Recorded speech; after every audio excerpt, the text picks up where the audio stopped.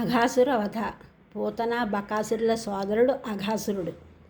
తన వారిని తుదముట్టించిన శ్రీకృష్ణునిపై ప్రతీకారం తీర్చుకోవాలని వాడు తీవ్ర సంకల్పం చేశాడు.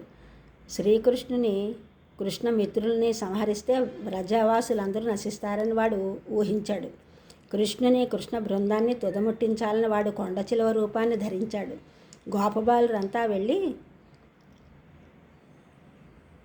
వెళ్ళే దారిలో వాడు నోరు తెరిచి పడుకున్నాడు. వాడి పై పెదవి ఆకాశాన్ని తాకుతోంది, కింది పెదవి భూమిపై ఉంది. నోటిలోని భాగం చీకటిగా ఉంది, నాలుక రహదారిలో ఉంది. ఆ వింతయైన దృశ్యాన్ని చూసిన గోపబాలురంతా అది ఆట స్థలం అని అనుకున్నారు. క్రీడార్థం ఏర్పాటు చేయబడిందని అనుకున్నారు. కానీ వారికి అనుమానం వచ్చింది. ఇది నిర్జీవమైన ప్రాణియా లేక మనల్ని మింగివేయడానికి వచ్చిన సర్పమా అని. దాని నోటి లోపల చీకటిగా ఉంది. దాని నోటి నుండి దుర్గంధం వస్తుంది. ఇది నిజంగా మనల్ని మింగడానికి వస్తే మనకి కృష్ణుడే ఉన్నాడు. దీని పరిస్థితి కూడా బకాసురుని పరిస్థితి ఇలా అవుతుంది అని అనుకున్నారు. ఆ విధంగా అనుకుని శ్రీకృష్ణుని తలుచుకుని ఆ కొండ చిలువ నోట్లోకి ప్రవేశించారు. కృష్ణుడు వారిని వారించబోయేటప్పటికీ వారు వినలేదు. అందరూ చప్పట్లు చరుస్తూ లోనికి ప్రవేశించారు. శ్రీకృష్ణుడు ప్రవేశించిన కారణంగా అది మింగలేదు. గోపబాలుని విడిచి ఉండలేక శ్రీకృష్ణుడు లోపలికి ప్రవేశించాడు. శ్రీకృష్ణుడు లోపలికి రాగానే అఘాసురుడు అందరినీ మింగివేశాడు.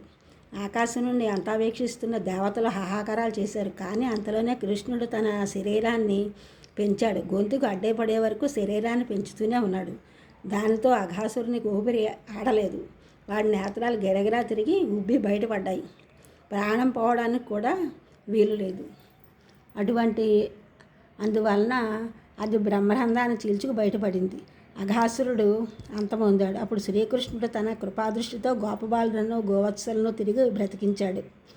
అందరూ అఘాసుని నోటి నుండి బయటకు వచ్చారు. గోపబాలురు గోవత్సలు శ్రీకృష్ణుడు నోటి నుండి బయటకు వచ్చే వరకు అఘాసురుని తనువు నుండి బయటకు వచ్చిన ఆత్మజ్యోతి ఆకాశంలో నిలిచి ఉన్నదే చివరకు వచ్చి శ్రీకృష్ణుని తనువులో లీనమైంది. ఆ విధంగా అఘాసురునికి ముక్తి లభించింది. దేవతలు ఆనందంగా నృత్యం చేశారు, గానం చేశారు, పుష్పవృష్టి కురిపించారు. దేవతలోకం అంతా కోలాహలం అయింది. ఆ కోలాహలాన్ని బ్రహ్మదేవుడు స్వయంగా చూడడానికి వచ్చాడు. కృష్ణుని రూపాన్ని బలవంతంగానైనా తనలో నిలుపుకున్న అఘాసురుడు ఉత్తమగతిని పొందాడు. అలాంటప్పుడు ఆయన్నే స్మరించిన వారికి ఇంకా ముక్తి లభిస్తుందనడంలో ఆశ్చర్యమేముంది. ఈ ఛానల్ చూసిన అందరూ సబ్స్క్రైబ్ చేయండి, షేర్ చేయండి, లైక్ చేయండి, కామెంట్